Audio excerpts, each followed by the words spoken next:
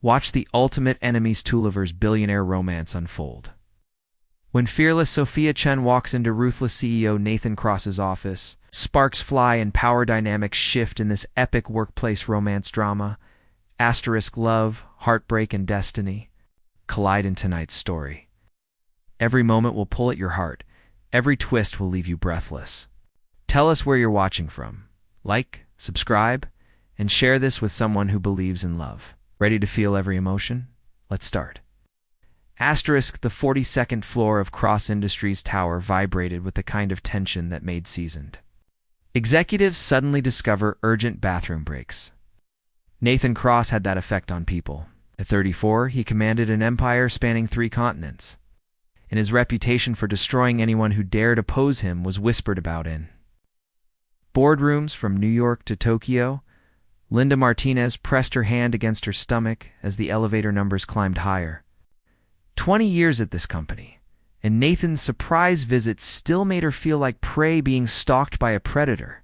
The fluorescent lights cast harsh shadows across the open office space, where employees hunched over their keyboards like soldiers. In trenches, "Mr. Cross is coming down," Linda announced through her headset, her voice carrying the weight of someone announcing an approaching hurricane. The effect was immediate. Typing became frantic. Conversations died mid-syllable. Phone calls were hastily ended. James Park, head of security, watched from the corner as grown professionals transformed into nervous children, waiting for an angry parent. The elevator doors slid open with a soft chime that might as well have been a death knell. Nathan Cross emerged like darkness given form. His charcoal gray suit fit him with surgical precision, every line calculated to project power. His steel blue eyes swept across the office with the cold assessment of a shark evaluating its territory. He had learned years ago that fear was currency, and he was obscenely wealthy in that particular market. "Status report on the Henderson account," he commanded, his voice cutting through the silence like a blade through silk. "Now, 3 department." Heads scrambled forward, their words colliding in desperate harmony as they fought to please him. Sweat beaded on foreheads despite the perfectly climate-controlled environment. One man's hands shook as he fumbled with his tablet. That was when Sophia Chen walked through the revolving doors. She moved with the fluid confidence of someone who had never learned to be intimidated. Her black hair was pulled into a practical ponytail, and her navy dress was professional without screaming expensive designer labels. Ow. The leather portfolio under her arm bore the comfortable wear of constant use, but it wasn't her appearance that made heads turn. It was the way she carried herself. Sophia Chen walked like she belonged anywhere she chose to be, as if the very air around her bent to accommodate her presence. Linda glanced up as Sophia approached the reception desk, her eyes widening slightly. "Can I help you?" I'm here for it. The executive assistant position, Sophia replied, her voice warm but direct. "I have an appointment with Mr. Cross." Linda's eyebrows climbed toward her hairline. She shot a nervous glance toward Nathan, who was currently reducing 3 successful executives to stammering children. "You're the new secretary candidate. You might want to wait. He's in one of his moods." Sophia followed Linda's gaze, watching Nathan in his element. He stood with arms crossed, his expression carved from granite. While grown men fumbled through explanations like students who hadn't studied for the final exam, one executive dropped his tablet entirely, and Nathan's look of disdain could have frozen the sun. "Seems like a regular Tuesday to me," Sophia said, a hint of amusement dancing in her dark eyes. Before Linda could respond, Nathan's voice boomed across the office like thunder. "Martinez, where's my new assistant?" "The interview was scheduled 10 minutes ago." The 3 executives scattered like startled birds, grateful for any excuse. To escape, Linda shot Sophia a look that clearly communicated good luck surviving this. But Sophia was already moving toward the lion's den. "Mr. Cross?" Sophia's voice carried just enough volume to reach him without shouting. A master class in controlled confidence. "I'm Sophia Chen. I believe you're expecting me." Nathan turned, and for a heartbeat, something flickered across his features. Something that might have been surprise. He had been expecting another trembling mouse like his last 4 assistants. Instead, he found himself looking at a woman who met his gaze directly, unflinching, unafraid. "You're late," he said, though. They both knew she wasn't. "Actually, I'm exactly on time." "Your previous meeting ran 12 minutes over?" Sophia glanced at her simple watch with the casual precision of someone stating the weather, which, according to the company handbook I read, happens approximately 60% of the time with Tuesday morning departmental reviews. A collective intake of breath rippled through the nearby cubicles. Someone had just corrected Nathan Cross on punctuality and cited company statistics while doing it. James Park paused his security rounds, certain he was about to witness the shortest job interview in corporate history. Nathan's eyes narrowed to Arctic slits. "Follow me." His office occupied the entire corner of the building, floor-to-ceiling windows offering a commanding view of the city below. The furniture was modern and expensive, designed to impress rather than comfort. Nathan settled behind his massive mahogany desk like a king claiming his throne, the positioning calculated to make visitors feel small and insignificant. "Sit," he commanded, gesturing to a chair positioned deliberately lower than his desk level. Sophia looked at the chair, then at Nathan, then walked to the window instead. "Incredible view," she said, genuine appreciation coloring her voice. "You can see the harbor from here." "I bet the sunsets are spectacular, Miss Chen." Nathan's voice dropped to what his employees called Arctic Circle temperature. "I said sit." Sophia turned back to him with a pleasant expression that somehow managed to be both respectful and completely defiant. "I heard you, but I've been sitting in traffic for an hour, and I think better when I'm standing, unless you prefer employees who can't think clearly." The silence that followed was deafening. Through the glass walls, Linda watched with her hand pressed to her mouth, while several employees suddenly found urgent reasons to walk past Nathan's office, their eyes wide with disbelief. Nathan Cross was not accustomed to being contradicted, was not used to job candidates who rearranged his interview process to suit their preferences. And he was definitely not prepared for someone who seemed utterly unimpressed by his carefully cultivated reign of terror. "Let's discuss your qualifications," he said, his tone dropping several more degrees toward absolute zero. "Certainly. I have a degree in business administration, 5 years of executive support experience, and I'm fluent in 4 languages. Also excellent at managing difficult personalities and complex schedules." She paused, meeting his stare with unwavering directness. "The question is, what qualifies you to be my boss?" If the earlier silence had been deafening, this one was apocalyptic. Nathan felt something he hadn't experienced in years. Genuine surprise. People paid small fortunes to consultants who claimed they could teach them how to handle Nathan Cross. And this woman was treating him like a job candidate at his own interview. "I beg your pardon? Well, I'm interviewing you too," Sophia explained, with the patience of someone addressing a particularly slow child. "I need to know if you're the kind of boss who inspires excellence or just demands it through intimidation. Because I don't work well in fear-based environments." She smiled, and Nathan noticed it reached her eyes. "They bring out my rebellious side." Nathan leaned back in his leather chair, studying her with the intensity of a predator sizing up unfamiliar. "Pray, and what does your rebellious side look like, Miss Chen?" "Productivity through passive resistance, creative interpretation of instructions, unnecessary transparency with company policies." Sophia's smile widened, revealing perfect teeth that somehow looked dangerous. "Nothing illegal, just inconvenient for tyrants." "I see." Nathan steepled his fingers, a gesture that usually preceded someone's professional execution. "And you think I'm a tyrant?" "I think you're someone who's gotten used to winning through intimidation rather than leadership. But I also think there might be more to you than that reputation suggests." Sophia finally moved away from the window.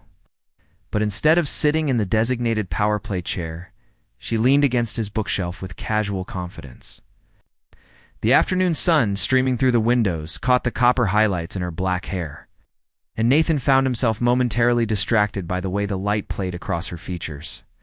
"The question is whether you're interested in finding out what that more might be." For 30 seconds, that felt like 30 minutes, Nathan said nothing. He had built his empire on control, on being the smartest and most ruthless person in every room. People feared him because fear meant respect, and respect meant power. It was a simple equation that had never failed him. But sitting across from Sophia Chen, he felt something shift in the carefully constructed foundations of his world. "The salary is 80,000, he said finally, his voice carefully neutral. "The market rate for executive assistants with my qualifications is 95,000, Sophia replied without missing a beat. "Plus comprehensive health benefits, 3 weeks vacation, and a clause in my contract that prevents you from firing me for the first 6 months unless I do something actually illegal." Nathan's jaw tightened. The muscle in his cheek twitched once, a tell that very few people had ever lived to recognize twice. "You're negotiating before I've even offered you the position. I'm establishing boundaries before I accept it. There's a difference." Sophia straightened, adjusting her portfolio with practiced efficiency. Through the glass walls, Nathan could see that his entire office had become an impromptu theater, with employees pretending to work while actually witnessing what might be the most fascinating power struggle in corporate history. "Look, Mr. Cross," Sophia continued, her tone shifting to something that was almost gentle. "I know your reputation. You've had 12 assistants in the past 2 years. That's not because you're unlucky with hiring. It's because you're impossible to work for." She let that sink in for a moment, watching as Nathan's knuckles whitened where his hands gripped the armrests of his chair. "I'm offering you a chance to change that pattern." "And why?"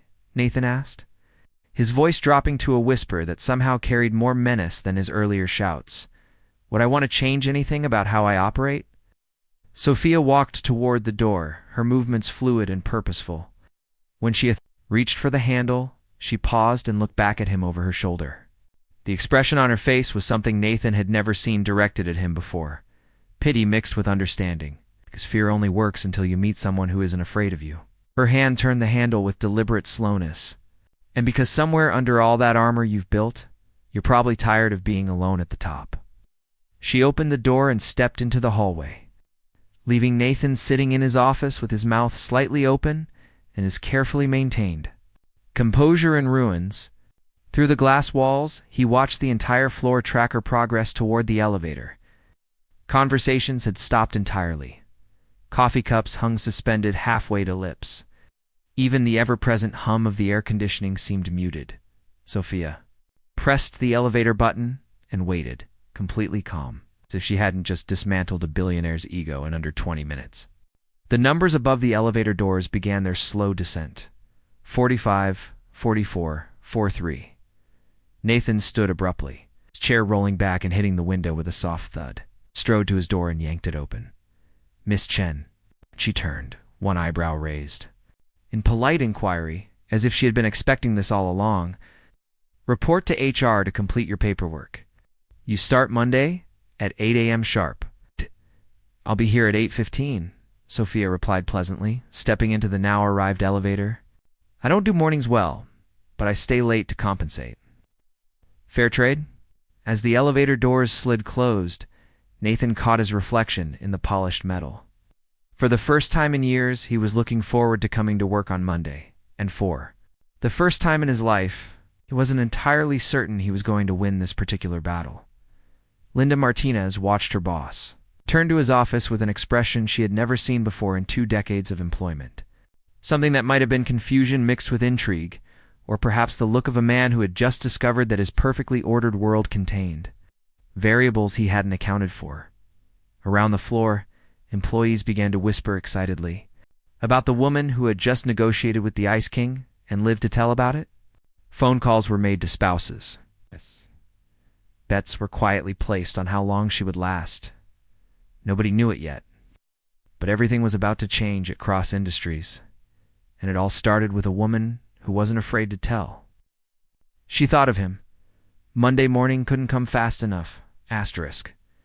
Monday arrived like a storm everyone could see coming, but nobody was prepared for. Nathan Cross stood at his office window watching the city wake up below, but his mind was elsewhere. All weekend he had found himself thinking about Sophia Chen and her audacious interview performance. He had tried to convince himself it was professional curiosity, but the truth felt more dangerous than that. At exactly 8:15 a.m., the elevator doors opened, and Sophia stepped onto the 42nd floor. She wore a crisp, white blouse and black pants, carrying the same weathered leather portfolio. Her punctual lateness was somehow both irritating and oddly impressive. Emma Rodriguez, the finance director, was grabbing her morning coffee when she witnessed what would become legendary around the office. Nathan Cross actually came out of his office to greet his new assistant. Chen, he said, his voice carrying across the floor with unusual warmth. "Good morning, Mr. Cross. Beautiful day, isn't it?" Sophia replied, seemingly oblivious to the dozen pairs of eyes tracking their every interaction. "Your desk." Nathan gestured to the workstation positioned strategically outside his office. Previous assistants had nicknamed it the hot seat because it offered no protection from Nathan's sudden demands and volatile moods. Sophia examined the setup with the critical eye of someone evaluating battlefield positions. The computer was top of the line, the chair ergonomic, the view of Nathan's office unobstructed through glass walls. But she also noticed the way it was angled so that Nathan could monitor her every movement.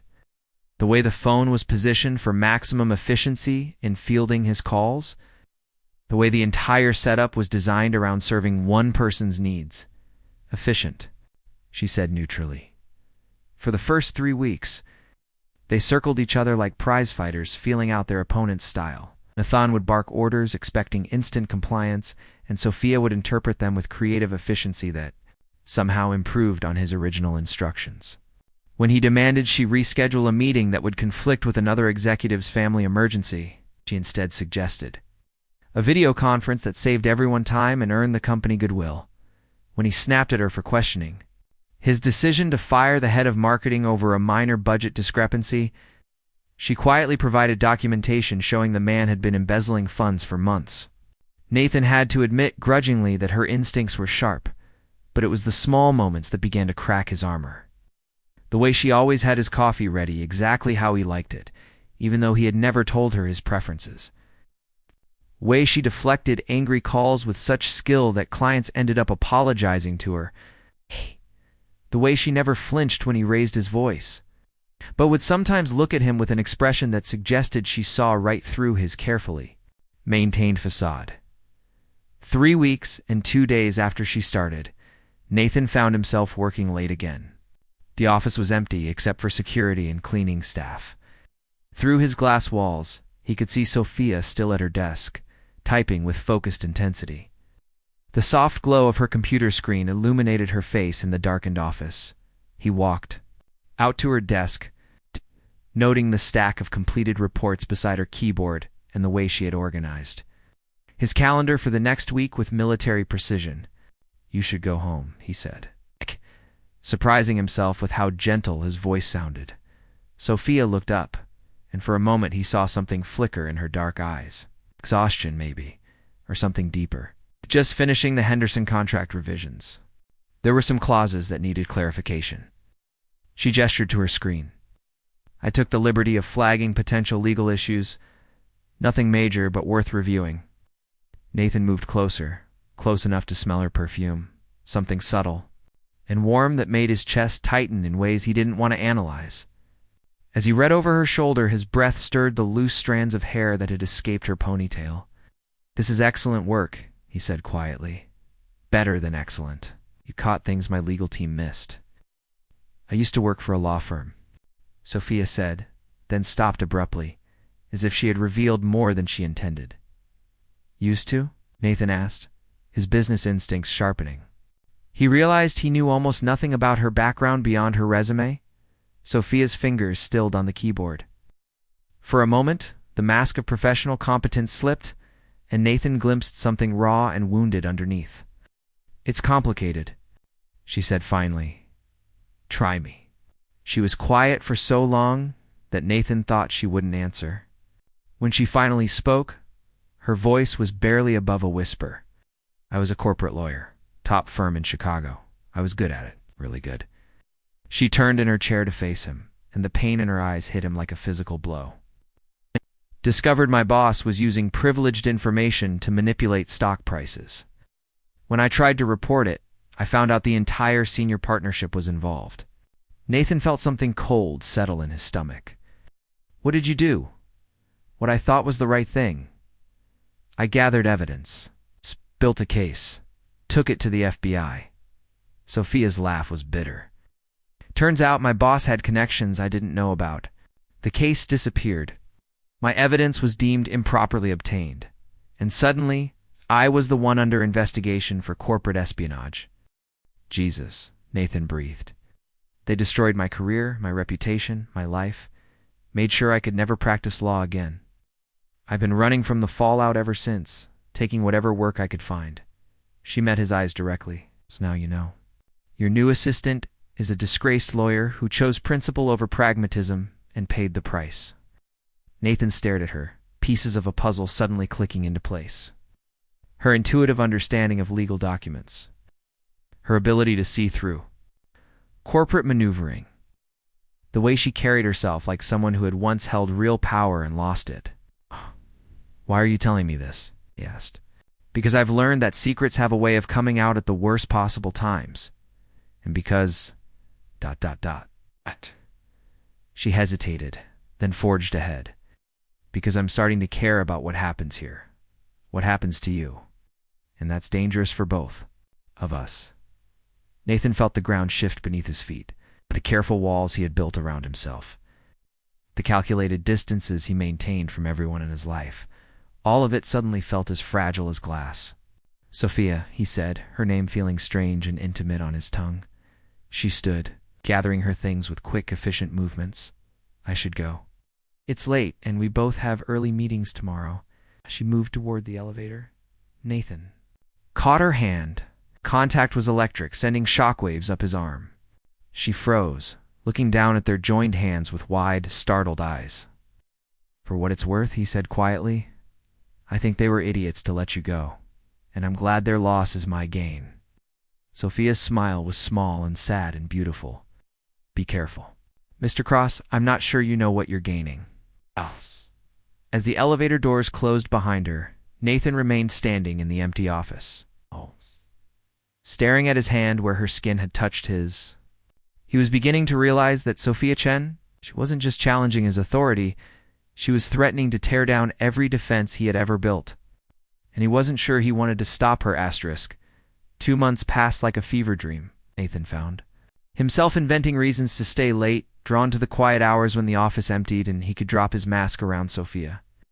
She began bringing him dinner on those nights, claiming she had ordered too much food, though they both knew it. Was a lie they were comfortable sharing.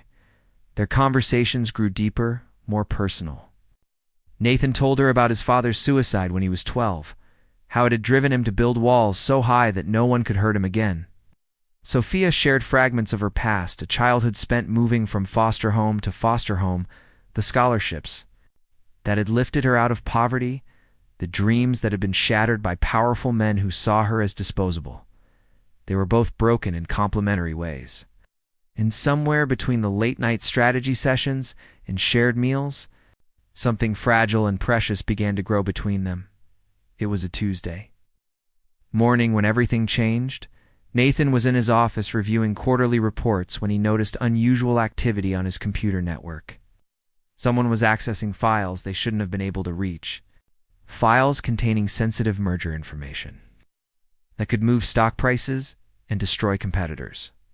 His blood turned to ice as he traced the digital footprints back to their source. Sophia's workstation. He sat frozen for 10 minutes, staring at the screen, hoping he was wrong. But the evidence was undeniable.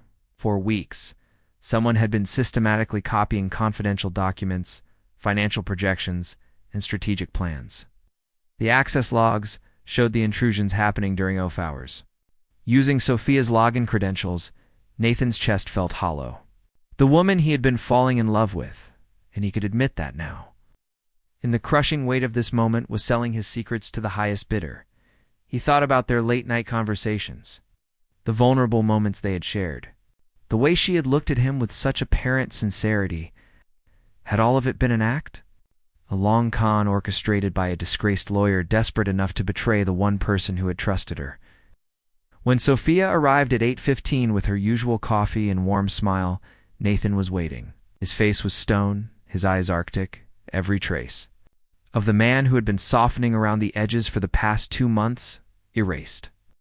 "We need to talk," he said, his voice cutting through the morning bustle of the office. Now, something in his tone made the nearby employees look up nervously. Sophia's smile faltered as she followed him into his office, but her step never wavered. Even facing his anger, she moved with that same unshakable confidence. Nathan closed the door and activated the privacy screens that made the glass walls opaque. They were alone in his corner office, the city sprawling below them like a chessboard. "Sit down," he commanded. This time, Sophia took the chair without argument. Something in his demeanor had shifted, become dangerous in ways she had never seen before. Nathan turned his computer monitor toward her, displaying the access logs that spelled out her betrayal in digital black and white. "Care to explain this?" Sophia's face went white as she read the data. Nathan watched her carefully, looking for signs of guilt, panic, the fumbling excuses he expected. Instead, he saw something that looked like genuine confusion, followed quickly by a flash of what might have been fear. "Nathan, I can explain," she said, but her voice lacked the steady confidence he had grown accustomed to. "I'm sure you can. I'm sure you have a very creative explanation for how my most sensitive files were accessed using your credentials at 2 in the morning on 17 different occasions over the past 6 weeks. Nathan moved around his desk, looming over her chair. All the warmth that had been building between them evaporated, replaced by the cold fury of a man who had been played for a fool. "Did you think I was that easy to manipulate? Did you think the pathetic billionaire would be so grateful for a little attention that he wouldn't notice his company being gutted from the inside? Nathan, please, you have to listen to me." Sophia stood, reaching for him, but he stepped back as if her touch would burn him. "No, you listen. I trusted you. I let you in. I shared things with you that I've never told another living soul. And this whole time, you've been selling me out." The pain in his voice was raw, unguarded, and Sophia flinched as if he had struck her. "It's not what you think," she said desperately. "I would never betray you. You have to believe me. Believe you." Nathan's laugh was harsh. "The evidence is right there. Your login, your access times, your fingerprints, all over my confidential files. What exactly am I supposed to believe?" Sophia was quiet for a long moment, her face cycling through emotions. Nathan couldn't read. When she finally spoke, her voice was steady but hollow. "You're right. My credentials were used to access those files. But Nathan, I haven't been in this office at 2 a.m. in weeks. Someone else is using my access codes. How convenient. And I suppose you have no idea who that might be." "Actually, I do." Sophia met his eyes directly, and Nathan saw something there that made his anger waver. "I think it's Marcus Webb." Marcus Webb, Nathan's head of security. The man Nathan had trusted with his life, his company, his secrets. The man who had access to everyone's login credentials, who could come and go from the building at any hour. Without question, that's insane. "Marcus has been with me for 8 years. He's beyond reproach, is he? Or is he the perfect inside man because no one would ever suspect him?" Sophia moved to Nathan's computer, her fingers flying over the keyboard. "Look at this, the access pattern. These files weren't downloaded randomly. They were selected with surgical precision. Someone knew exactly what they were looking for and where to find it."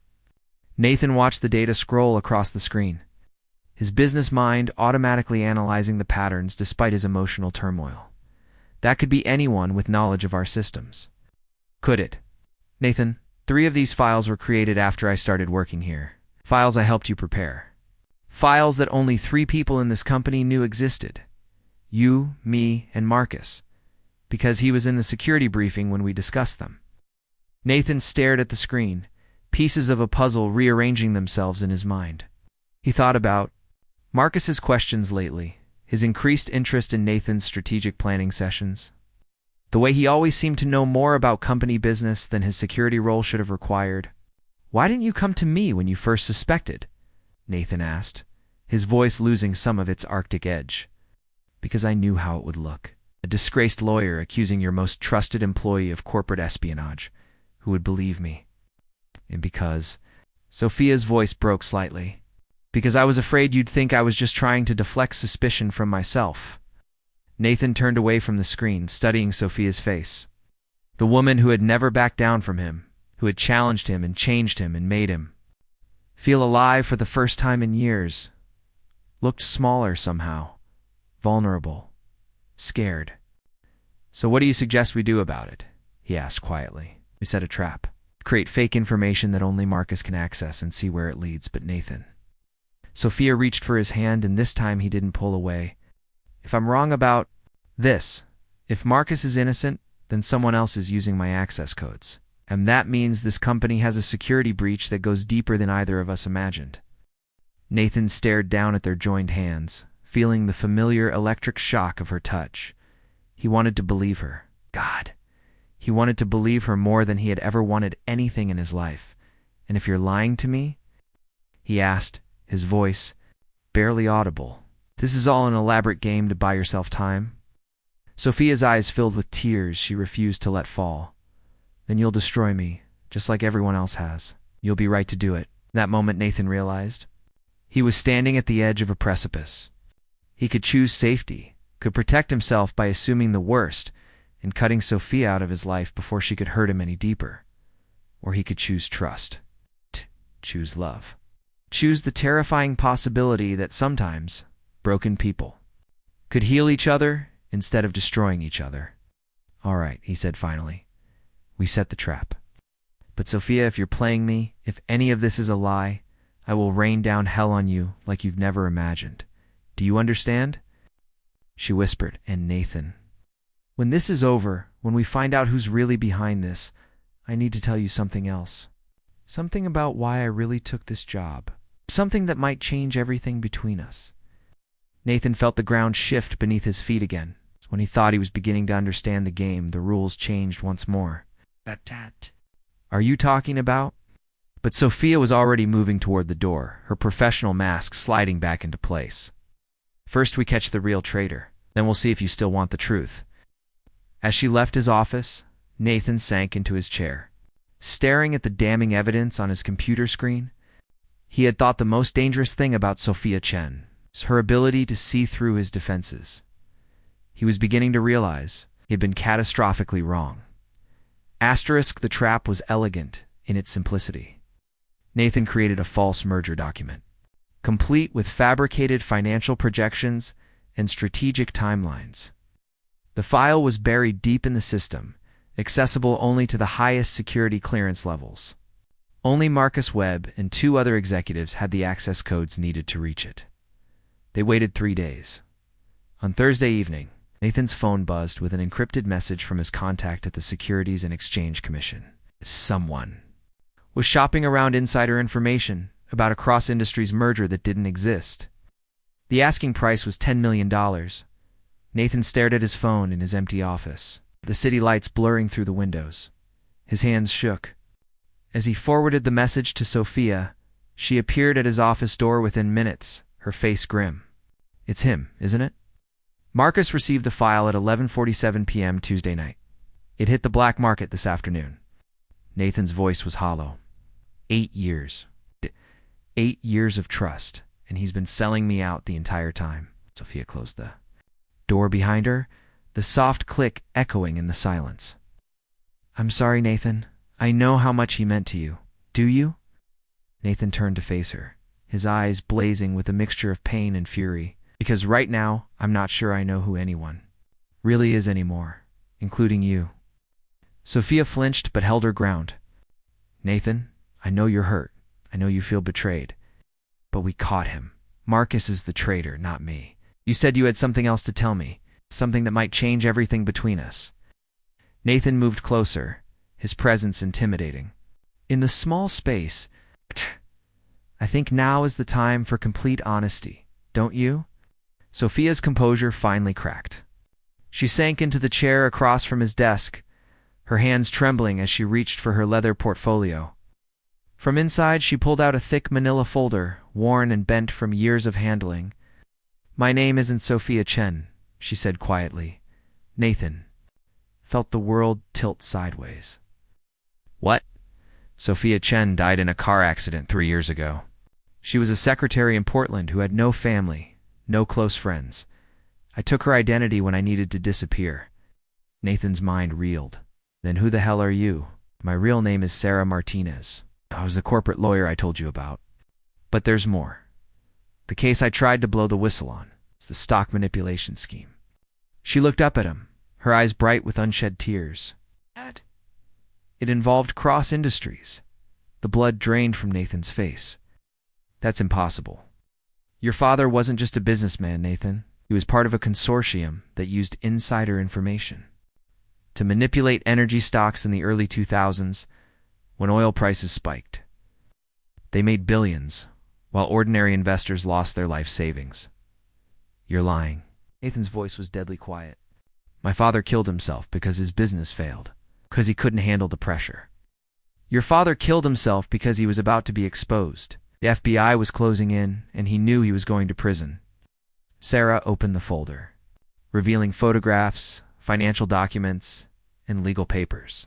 I spent 3 years building this case. Your father's signature is on dozens of documents authorizing illegal trades. Nathan stared at the evidence spread across his desk, his world crumbling around him. Bank statements showing massive transfers, trading records that proved systematic market manipulation. There, in his father's familiar handwriting, authorizations for transactions that had destroyed thousands of lives. Why? Nathan's voice was barely a whisper. Why? Are you showing me this now? Because Marcus Webb wasn't just selling your secrets. He was selling them to the same consortium your father worked with. They're still operating, Nathan. Still destroying lives. And they want cross industries back under their control. Sarah stood, moving around the desk to face him directly. I came here to destroy you. To bring down the son of the man who ruined my life and the lives of so many others. But then I got to know you. The real you. And I realized you're not your father. Nathan laughed bitterly. Aren't I? I've spent my entire adult life building this company on the foundation he left me. Everything I am, everything I've achieved, it's all built on blood money. No, Sarah's voice was fierce. You built this company with your own hands, your own vision, yes. You started with his resources, but you've made it into something completely different. You employ thousands of people. You've created technology that's changed lives. You're nothing like him. How can you say that? I'm ruthless. I'm cold. I destroy anyone who gets in my way. You're protective. You're careful with trust because you've been hurt. And yes, you can be ruthless in business, but you're not cruel. You're not corrupt. Sarah reached for his hands, gripping them tightly. Nathan, in 3 months of working for you, I've watched you make decision after decision that prioritized ethics over profit. You're not your father's son. You're the man you chose to become despite him. Nathan pulled away, pacing to the windows. The city sprawled below them, lights twinkling like fallen stars. You came here to destroy me. Yes, you lied about everything. Your name, your past, your reasons for being here. Yes, you made me care about you, made me fall in love with you. Nathan's voice broke on the last words. Was any of it real? Sarah was quiet for a long moment. When she finally spoke, her voice was thick with emotion. The feelings were real. Everything between us, every conversation, every moment we shared, that was real. I may have lied about my name and my past, but I never lied about caring about you. She moved to the desk, gathering the documents back into the folder. Narked. Has been feeding information to the consortium for years. They're planning a hostile takeover, Nathan. They want to use your company the same way they used your father's. The question is, what are you going to do about it? Nathan turned back. To her, studying her face in the dim office lighting, she looked exhausted, her professional mask completely gone, leaving only the raw truth of who she really was. What are you going to do? He asked. Now that you know I'm not the monster you thought I was, I'm going to help you stop them. You'll let me? Sarah's smile was sad but determined. I've spent 3 years running from my past, hiding from the truth, trying to survive. I'm tired of being afraid. I'm tired of letting them win. They destroyed your career, your life. Why would you risk everything to help me? Because I love you. The words hung in the air between them, simple and devastating. Because you deserve better than to be destroyed by your father's sins. And because maybe if we do this together, We can finally put the ghosts to rest." Nathan stared at her for a long moment, weighing everything he had learned. The woman he loved wasn't who she claimed to be. His father was a criminal who had built his legacy on others' suffering. His most trusted employee was a traitor. Everything he thought he knew was a lie. But Sarah Martinez was standing in his office, offering to risk everything to help him save the company and the employees who depended on it. The woman who had every reason to hate him was choosing love over revenge. "What do you need from me?" he asked quietly. Sarah's smile was brilliant and heartbreaking. "Trust one more time. I know I don't deserve it, but I'm asking anyway." Nathan moved toward her, close enough to see the flecks of gold in her dark eyes. "Sarah Martinez," he said, testing her real name. "It suits you better than Sophia Chen." "Does it?" Sarah sounds like someone who would walk into a billionaire's office and tell him exactly what she thinks of him. Nathan reached for her hands, marveling at how perfectly they fit in his. "If we do this, if we take down the consortium and Marcus and everyone else involved, what happens to us?" "I don't know," Sarah admitted. "I'm still a disgraced lawyer, living under a false identity. You're still a billionaire CEO who could have anyone he wants. But Nathan, whatever happens, these months with you have been the most real thing in my life since everything fell apart." Nathan pulled her closer until he could feel her breath against his lips. "I love you too," he whispered. "Da, Sarah Martinez. Sophia Chen, whoever you are, whoever you want to be, I love all of it." Their kiss tasted like redemption and new beginnings, like the end of running and the start of fighting back. When they broke apart, Sarah smiled up at him with the same fearless confidence she had shown on that first day. But now Nathan could see the vulnerability underneath, the trust she was offering him. "So," she said, her voice steady and sure, ready to bring down a criminal conspiracy. Nathan's smile was sharp and dangerous, the expression of a man who had found something worth fighting for. "Let's destroy them." 3 months later, the consortium was in ruins. Marcus Webb was serving a 20-year sentence for corporate espionage and securities fraud. The FBI had recovered billions in stolen assets and returned them to the investors who had been defrauded. Nathan Cross stood at the altar of a small church in Napa Valley. Watching Sarah Martinez walk down the aisle toward him, she wore a simple white dress and the confident smile that had captured his heart from the very first day. Her real name was engraved on the wedding invitations, her past no longer a secret to hide, but a story of survival and strength. As she reached him and took his hands, Nathan realized that sometimes the best things in life came disguised as the most dangerous. Sometimes love looked like challenge, trust looked like risk, and redemption looked like choosing to be better than the sins that shaped you. "Ready?" Sarah whispered, her eyes sparkling with mischief and joy. "With you?" Nathan smiled, feeling lighter than he had in years. "I'm ready for anything." Linda Martinez, no relation despite the shared surname, dabbed at her eyes from the front pew. Around them, friends and employees who had witnessed their unconventional beginning celebrated the love story that had transformed the notorious Ice King into a man who could smile without calculation, who could trust without fear, who could love without armor. As they kissed to seal their vows, Nathan thought about the woman who had walked into his office 6 months ago and refused to be intimidated. She had promised to change the pattern of his life, and she had kept that promise, in ways neither of them could have imagined.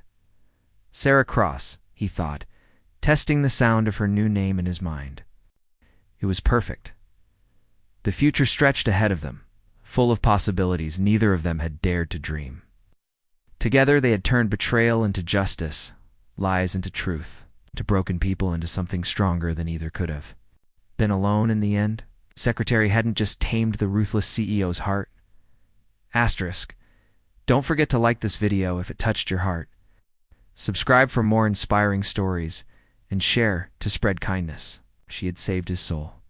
Asterisk the end.